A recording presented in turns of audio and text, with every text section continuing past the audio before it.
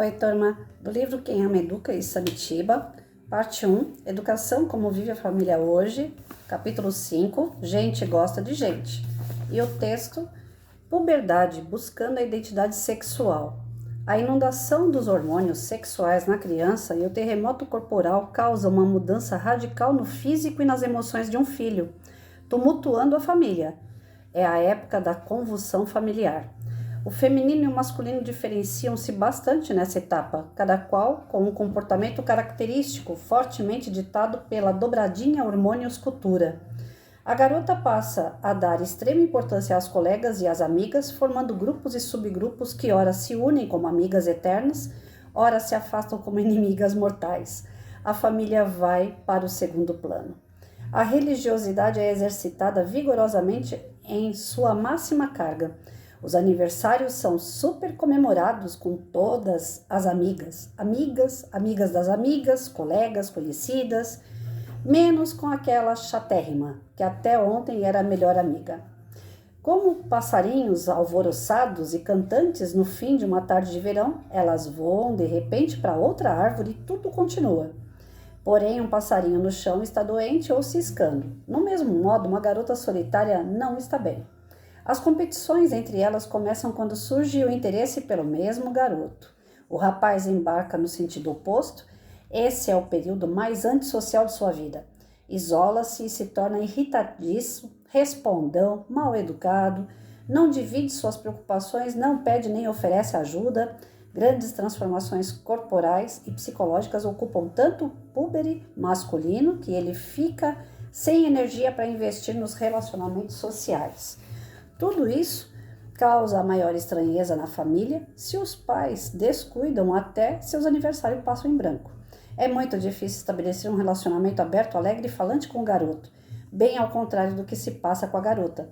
Parece até que ela está brigando com o mundo. Os púberes gostam de demonstrar uma autossuficiência que ainda não possuem. A dependência os constrange. Querem fazer o que desejam, sem contudo estar capacitados para tanto.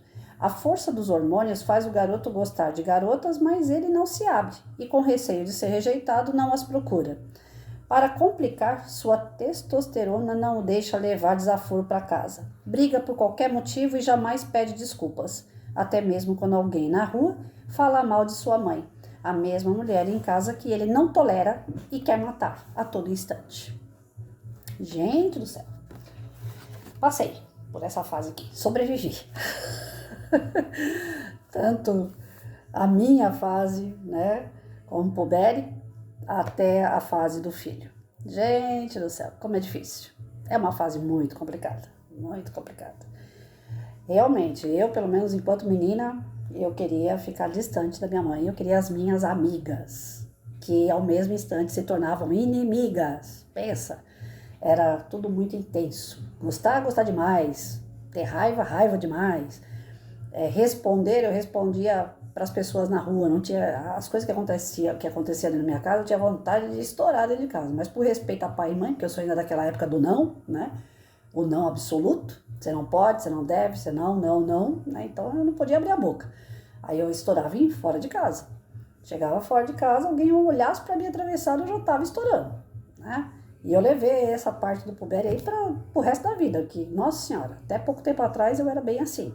Hoje eu tô mudando, não mudei ainda.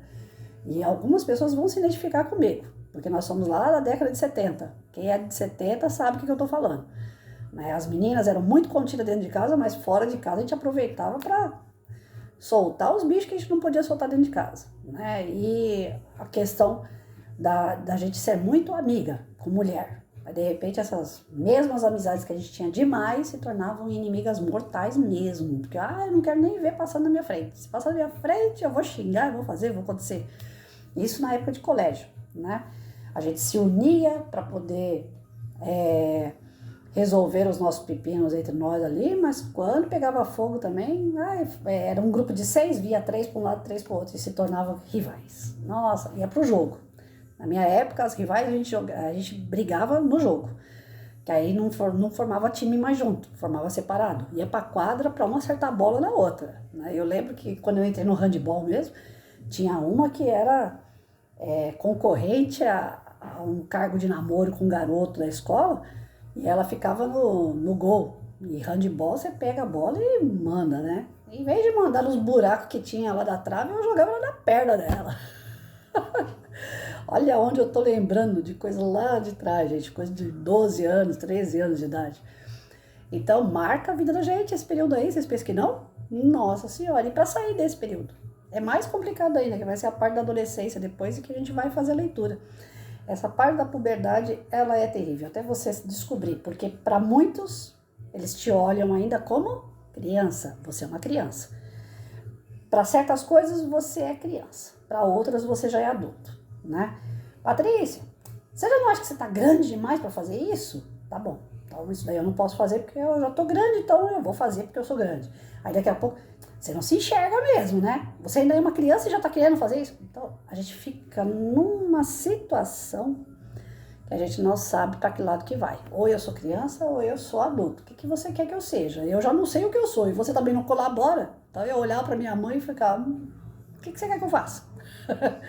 Né? É um momento que a família toda fica sem saber o que faz. Não é só a mãe, o pai, o Filho Divino e o Espírito Santo, amém, viu, gente? Porque é difícil, é muito difícil. Aí aqui em casa era só eu e meu filho. E aí eu fui percebendo ele se isolar. Chegou aos 14 anos, ele se isolou total. Falei, e agora? E olha que eu fui tentando puxar, vem pra mesa, vamos almoçar junto, vamos assistir alguma coisa junto. Eu não tinha mais, eu não aguentava mais jogar, porque eu passei a vida inteira jogando videogame com ele. Eu falei, agora chega de videogame, né? Mas não parava com aquele videogame e eu não conseguia acompanhar.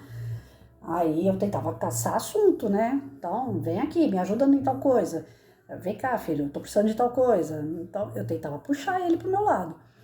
As pessoas sempre falam assim, você conversa com ele? Eu falei, meu Deus, mais do que eu falo mais do que o homem da mala, gente. Falava, conversava, só que aí a pessoa vai buscando o seu isolamento, você tenta puxar, aí eu vi que a corda ia arrebentar, eu falei, não, então deixa, vai, uma hora vai ter que voltar, né, já tá com 26 anos, tá difícil de voltar, mas eu creio que não estava tão maduro, tão preparado para enfrentar a vida lá fora. A gente como mãe, a gente acha que o filho, né, tem que estar pronto para a sociedade, para enfrentar as coisas que tem lá fora.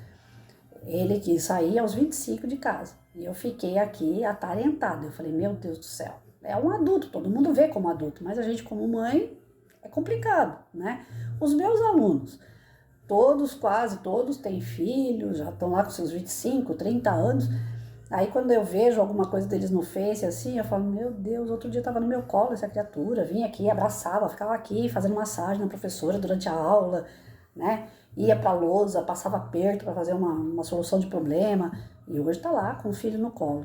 Então, a gente que vai ficando, né, mais velho e vendo o processo dessa garotada, a gente não admite que eles crescem, mas vão chegando os períodos, né? E como lidar com esses períodos? O Isamitiba não colocou. Ele só colocou que existe a fase, gente, mas ele não colocou. Ele coloca algumas receitinhas durante o livro, mas ele não colocou. O que eu posso fazer com uma criatura quando tá assim? Ele precisa, né, pelo tempo de serviço que eu tenho, pelas leituras, estudos e um pouco, né, de curiosidade, esse serzinho precisa de autoestima, né? Então, dentro da puberdade é importante a autoestima, para ele se autoafirmar. Porque, como eu falei, a minha mãe falava que eu era grande para algumas coisas, eu era pequena para outras coisas. O professor me enxergava como pequena para algumas coisas, grande para outras coisas. E eu no meio eu não sabia quem eu era. Então, como que você vai ajudar um serzinho desse aqui? Tentando fazer ele se encontrar. Ele ser quem ele é. É nessa fase aqui que começa. Aí eu quero ser homem, quero ser mulher, quero inventar o LGBTAVXZ, né? Então, é nessa fase aqui que começa as bagunças. Se a gente não organizar a cabeça dessa criatura nessa fase aqui, ela vai descambar. Então, é aqui que a educação começa, aqui nessa fase, a educação fundamental 2. É quando a molecada pula do fundamental 1 e vai para o 6º ano, 7º ano. Aí eles saem daquela fase onde a professora é uma professora que fica 4 horas com ele na sala de aula e vai para uma escola onde vai ter 8, 9 professores. Cada professor que entra é de um jeito. Um mastiga chiclete junto, o outro não deixa mastigar chiclete, o outro fala que chiclete nem existe na face da terra, que aquilo, né? Cada um vai falar uma coisa para essa criatura, vai ter uma atitude diferente para essa criatura. Ele perde totalmente a referência dele, porque a referência dele até então era pai, mãe, aquela professora que ficava com ele de segunda a sexta, 4 horas por dia. Aí ele perde todo o chão dele. Quando ele vai para o 6º ano, ele chega na escola e vê aquele monte de criança, porque aí o estado já é muito mais criança do que a prefeitura. Vê um monte de professor, cada um com uma atitude diferente, cada um falando uma língua diferente do outro. Ele se perde. Então, eu sempre falei que na escola, o diretor, o coordenador, deveria passar aos professores o mínimo de ética e conduta básica. Do tipo, gente, aqui na escola pode isso, isso e isso. Aqui na escola não pode isso, isso e isso. Colocar algumas regras, inclusive para os professores. Porque cada professor fala uma coisa, o aluno fica que nem lá no começo da nossa história, né? Eu vou falar com meu pai, o pai vai falar não. Eu vou falar com minha mãe, ela vai falar sim. Então eu vou falar com a minha mãe, que minha mãe é mais legal. Então o professor mais amado na escola é aquele que brinca, é aquele que... Ai, que fofinho, que gostosinho, que cheirosinho, tudo inho, né? Esse professor se esconde atrás da sua incapacidade de ser um bom profissional. Eu tenho isso, claro, por onde eu passei, todos os professores com quem eu trabalhei, aquele que fica, ai que bonitinho, ai que fofinho, ai que lindinho, nossa, que liçãozinha, tudo inho, pode ter certeza que ele é um incompetente. Aí ele agrada o aluno para esconder a incompetência dele. Agora, quando o professor é um pouco mais rígido, que ele pega mais no pé, mas esse professor é o carrasco. Esse carrasco pode ter certeza, ele sabe o que ele está fazendo. Eu não lembro de nenhum professor que tenha sido bonzinho comigo. Professor, a pessoa que estava lá como profissional eu lembro, mas como professor eu não tenho. Aquele que era muito bonzinho, que sentava em cima da mesa e ficava contando história erótica, eu tive 2 ou 3 desse nível. E a molecada adora, mas eu não gostei. Não era profissional, era a pessoa que estava ali como um profissional, mas não era profissional. Agora, os meus professores que chegavam e falavam, quando eu chegar na porta, vocês levantem e só pode sentar depois que eu falar pode sentar, eu lembro de cada um deles. Nossa, mas era sargento, era quartel que você estudava? Não, era respeito. O professor chegava lá na porta, todo mundo tinha que ficar em pé. Boa tarde, turma. A gente respondia, boa tarde, professor, em coral. E aí daquele que não respondesse, que ele não visse a boca mexendo. E aí daquele que ficasse sentado, desligado, na hora que ele chegasse na porta. Vai ficar em pé a aula inteira. Eu lembro de cada um deles, porque todos eles me ensinaram a ser o que eu sou hoje. Todos eles me ensinaram boa conduta, ética, respeito, responsabilidade. Todos esses bons professores eu tenho no meu coração. Eu tenho gratidão por cada um deles. Eu sempre coloco no meu Face a Maria Alice. Foi minha diretora quando eu tinha 7 anos de idade. Maria Alice passava junto com o professor Adalto, junto com o professor Orlando. Na hora de educação física, eles davam uma olhada nas meias. Não era nem a roupa, a meia.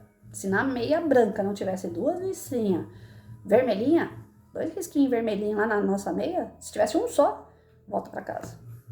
A meia era branca com 2 risquinhos vermelhos. Não me esqueço até hoje. A saia de educação física tinha que estar totalmente vincada. Se ela tivesse muito aberta, para casa. Não tinha conversa, não. Você tinha que estar alinhado. O teu uniforme é esse daqui. Se você quer, bem. Se você não quer, amém. Você tem que comprar também. Tudo bem, mocinho? Quando ele começa a ficar em pé assim, é porque tá querendo sair fora. Dar os perdidinhos dele dentro de casa. Deita aí, deita. Então, o que eu quero passar para vocês, né? Essa parte da puberdade, o Isamitiba não mostrou pra gente o que fazer. A receitinha pronta aqui não tem. Mas a gente sabe que é uma fase de transição. Graças a Deus ela passa rápido. Mas enquanto não passa, o que fazer? Autoestima. Trabalhar a autoestima. Porque ele vai ter que se autoafirmar. Filho, que lindo isso que você fez. Filho, isso aqui você não fez bem. Vamos tentar fazer de novo, né? É elogiar e... como que eu falo? Orientar. Elogiar, orientar. E eu falo que a educação pipa, ela é ideal para todas as fases, né? Você dá a linha e puxa. Dá a linha e puxa. Porque senão você perde de vez, né? A criança, nessa fase aqui, que ela não sabe ainda se ela já é um adulto ou se ela é uma criança, que muitos apontam para os dois lados e ela fica totalmente perdida, é o momento que a gente não deve citar, você é grande para isso ou pequeno para quê? Só fala, nossa, isso aqui tá legal, mas isso daqui não tá. Isso daqui você pode fazer melhor, né? Trabalhar a autoestima. Eu vi isso em sala de aula. Com o meu filho, o tato que eu tive foi diferente, infelizmente. Como mãe, a gente tá ali mais para corrigir. Eu fui muito dura com ele. Eu corrigi demais o meu filho. Então, esse negócio de corrigir demais, aperta até que espana. Então, não deu muito certo, não. Tem coisas na educação que eu dei pro meu filho que não deu certo. Hoje, eu analiso através dos estudos, e é importante a gente estudar justamente por isso. Onde é que eu errei? O que é que eu ainda posso fazer? Ainda existe algo que dá para ser feito? Né? Agora, quem está com criança nessa idade aqui, que está estudando agora, dá tempo. Corra, vai lá e trabalhe a autoestima. Tanto a menina como o menino têm comportamento diferente nessa fase, mas os dois comportamentos exigem o quê? A autoestima. A menina não precisa tanto das amigas como parece, porque ela vai tentar se refugiar pro lado dessas amigas e a melhor amiga dela, que é a mãe, vai ficar de lado. Mas se ela tiver autoestima com a mãe, ela não desgruda da mãe. Ela vai ficar aqui.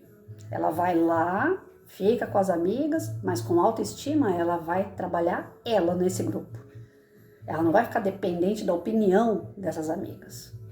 Ela não precisa ficar se autoafirmar porque as amigas estão dizendo que ela é legal. Porque a própria mãe já está trabalhando isso com ela aqui. Então ela não vai descambar. Meu filho não descambou.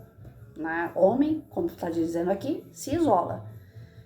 Por mais que eu tenha tentado puxar ele para o meu lado de novo, eu não consegui. Ele foi indo, foi se isolando e se isolou de vez. Tem aquele momento que a gente vai falar, ok, eu fiz a minha parte. O fulano é que escolheu o outro lado, né? Então, esse isolamento dos meninos se deve... Eu vejo um amigo meu, ele leva o filho dele, que tá nessa fase da puberdade, para pescar, para jogar bola, ele leva no campo de aviação, ele leva para passear, ele vai fazer um churrasco, a gente chama o menino para poder ir lá para a churrasqueira junto. Ele consegue trazer esse menino para perto dele o tempo todo. E esse menino tem os amiguinhos de escola.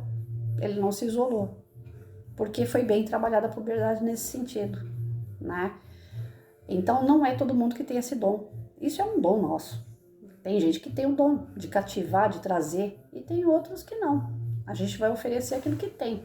Eu pequei. Em algumas partes nisso aqui eu pequei. Eu errei. Então, o vídeo serve para isso, para a gente ler, estudar e avaliar. Como no meu caso, ele agora é adulto, eu não tenho mais muito o que fazer. Mas quem está assistindo e tem os seus alunos e tem os seus filhos, ainda nessa faixa, dá para melhorar, porque a gente está estudando para isso. Então, tanto no caso das meninas que descambam lá para o grupinho de meninas e os meninos que se isolam, tanto um como o outro, eles precisam ser trabalhados o quê? Autoestima. Para se autovalorizar, para eles serem donos de si, não se deixar influenciar, né? Autoestima. Mas aí não tem a receitinha aqui não. E Sanitiba não deixou uma receitinha. Todas as receitinhas que ele deixa é maravilhosa. Pena que ele não deixou uma receitinha nessa fase. Amanhã a gente vê a adolescência, que também não é mole não, viu gente?